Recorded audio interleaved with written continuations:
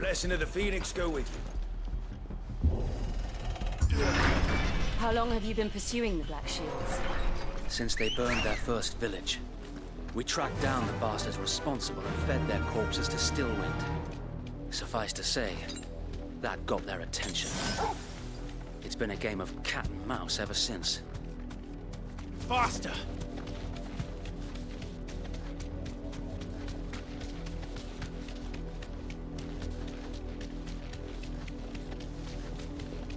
Look at me sideways.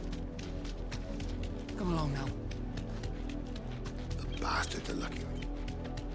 There they are. On your command, my lord.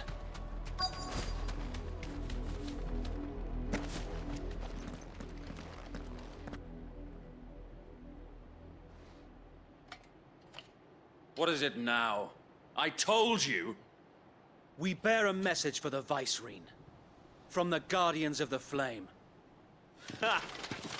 You presume to tell us that a pair of filthy vagabonds, a woman and a dog, could guard aught against the might of the Black Shields? Then come! Die along with your flame! For Rosaria! For Rosaria! Your petty revolution ends here. On these our swords we swear.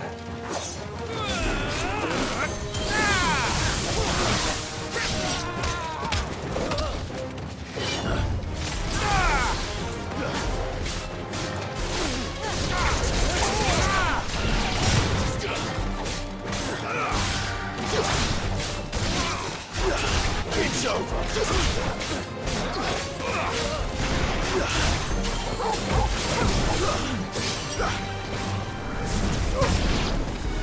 Bloody hell! Reinforcements from the far bank! Another wyvern to fight their battles for them.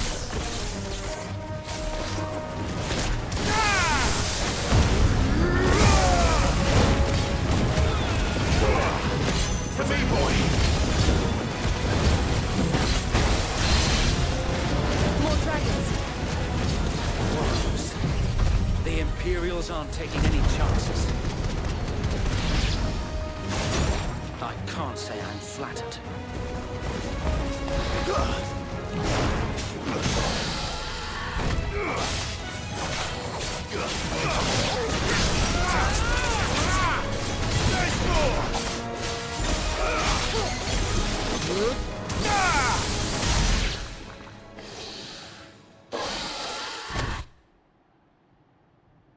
A noble stand, albeit a misguided one.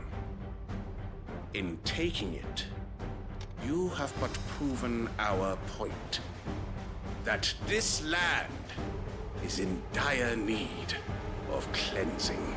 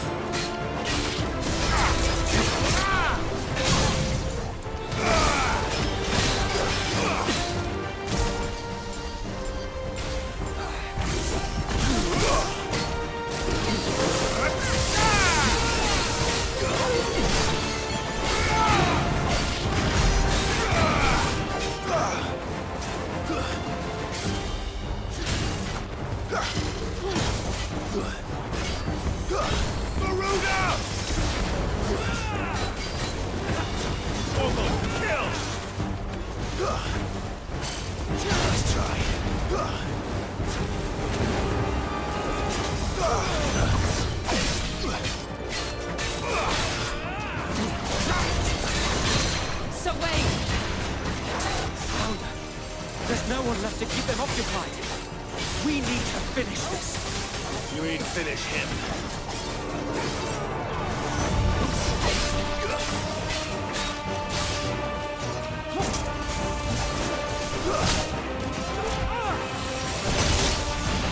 Needed that.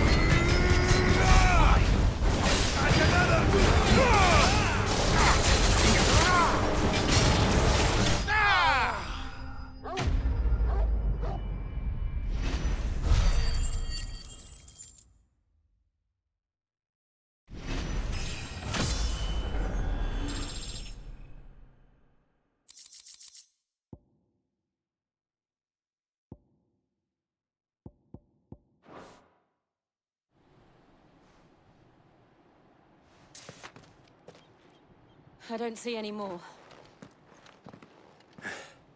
Nor do I. The plan worked. It did. It bloody worked. We sent every last one of the rotten bastards straight to the mud! Lord. Perhaps this will be enough to stop the Cullings. For the time being, at least. Perhaps. Though I doubt my mother will take this loss well. She'll move swiftly to see her minions' ranks replenished. And then it will all begin again. I often wonder if the nation we once knew is gone for good. Her fields rot. Her people starve. We battled to preserve the flame that was, but for every foe we fell, another springs up in its place. Yet be that as it may, it is still our home, and we must fight for it. As we always have, and always will. For as long as the Firebird's flame burns in our hearts, the Duchy cannot die. And her loyal subjects may dream of a day when the Rosarian standard flies over Rosalith once more. So wait, Think we should fall back to Port Isolde before the garrison sends reinforcements? A sound strategy, my lord.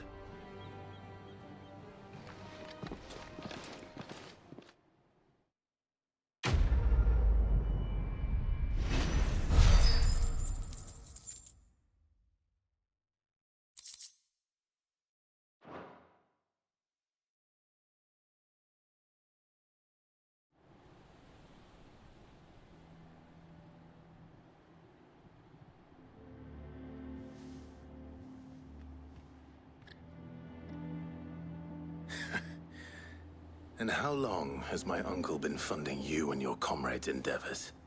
Since the beginning. Lord Byron was the first person I turned to after forming the Guardians.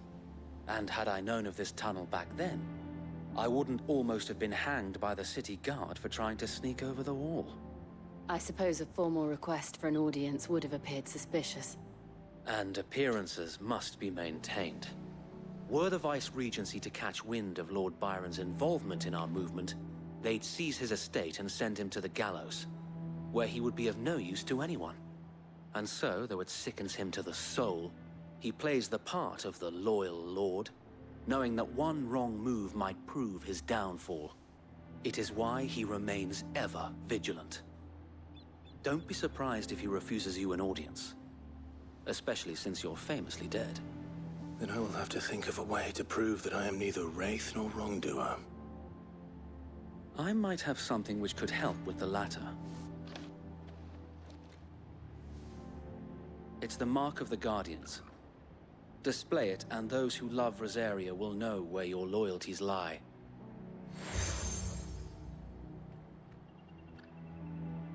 I shall wear it with pride. Be sure that you do. I don't want my men attacking you again. Unless you deserve it. If only Sir Tyler could have been here to see you. Or the Lord Commander. Thank you, Sir Wade. If there is ever anything you need, I know. Go on now, my lord.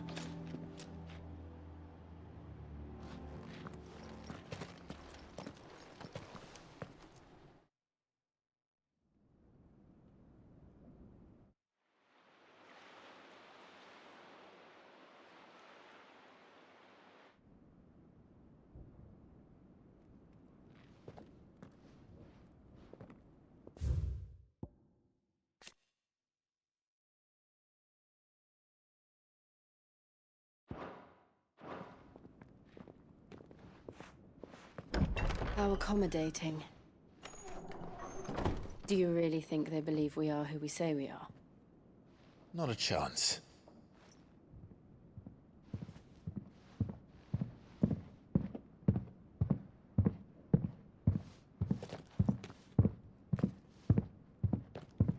Right, I guess. My uncle believes we're imposters here to rob him. And means to string us up himself.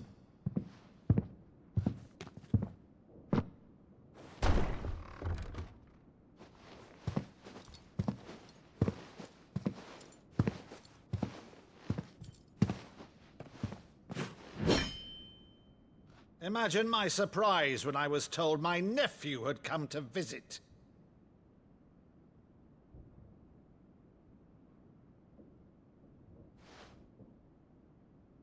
Clive Rosfield died long ago.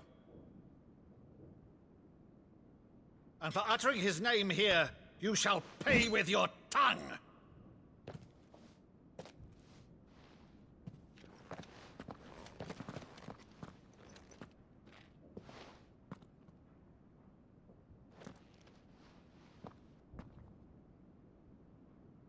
You would mock me as well?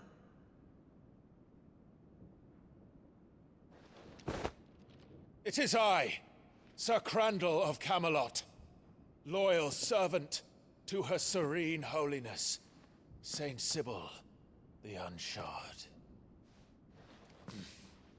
Meadow, thou vile sorcerer, for thy crimes against church and crown, I shall have thy head.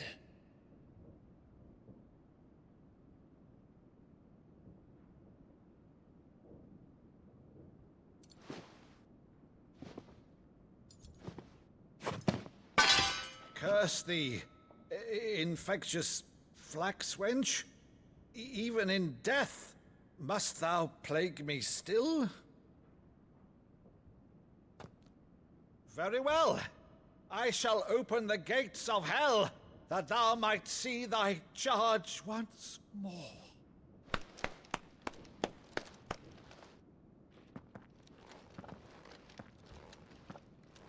Bravo, Uncle. You're still the finest Maddu in the twins. Oh, Clive, my dear boy, it's really you.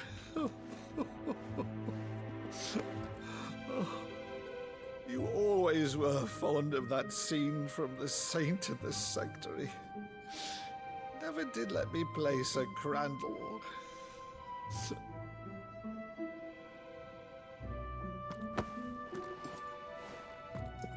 I have a favor to ask, Uncle Byron. Rutherford, inform the kitchens. There'll be guests. We dine immediately. But, Uncle... You can't very well regale me with the tale of your miraculous preservation on an empty stomach. Go on, sit.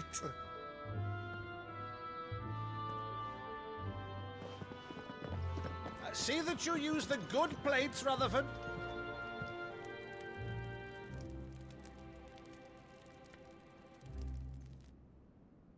So you arrived late to one of her cullings, did you?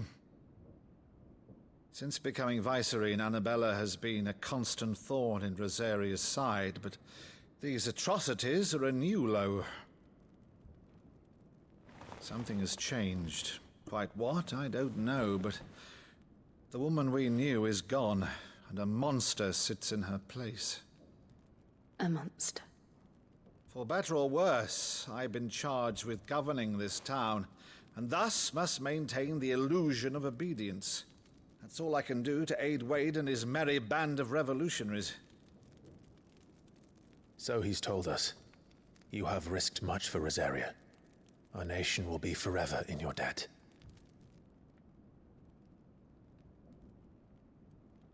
It has been 20 years, Clive.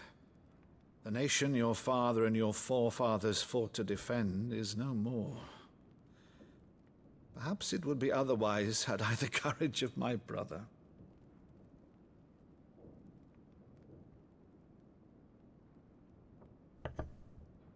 All right, if it's a ship you require, a ship you shall have. I've a galley in port, but recently relieved of her cargo. She can be outfitted for the voyage in a matter of weeks. So you believe us, then?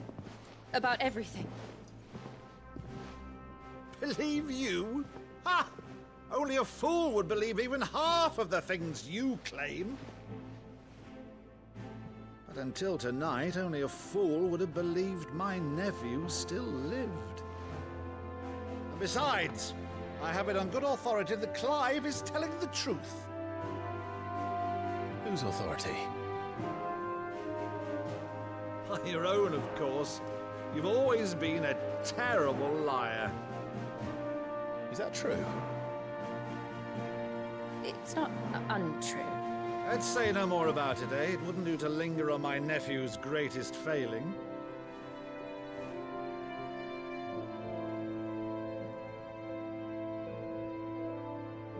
The one thing I cannot believe, though, is all this about you being Cid. You were always such a good boy, but now you're quite the outlaw. Which, if I'm not mistaken, would make me an outlaw's uncle. Right then, who shall we pillage first? Rutherford, fetch me my cutlass. This will be fun.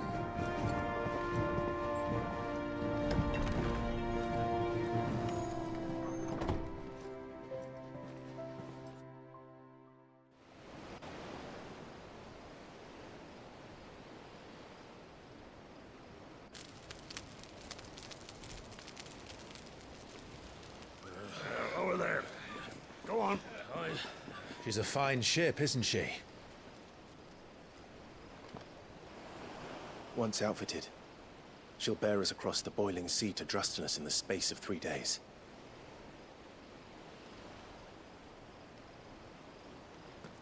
Something on your mind?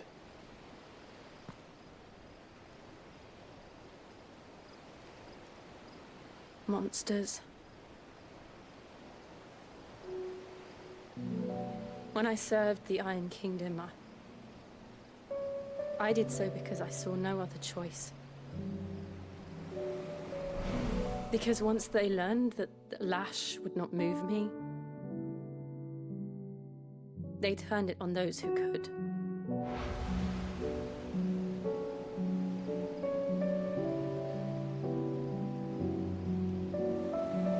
And so I became their puppet.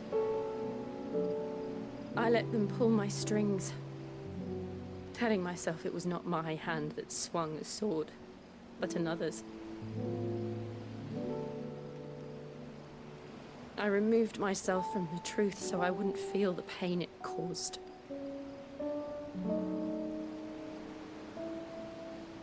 And before I knew it, I no longer felt anything. Anything at all.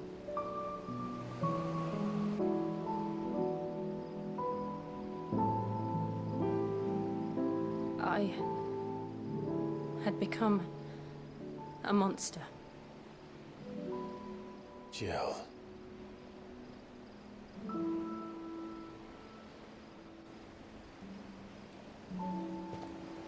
I don't want to be a monster, Clive. Do you understand? I want to choose a different path, a better path. To live on my own terms. But before I can do that, I need to come to terms with my past.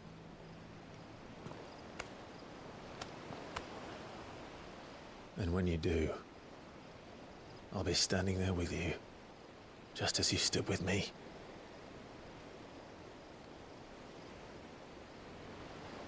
Thank you, Clive. I must atone for my sins. Only then, when it's done, will the monster cease to be. Just promise me that you won't die with it.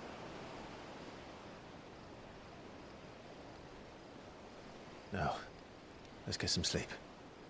The journey back to Benamir is long, and there is much to tell the others.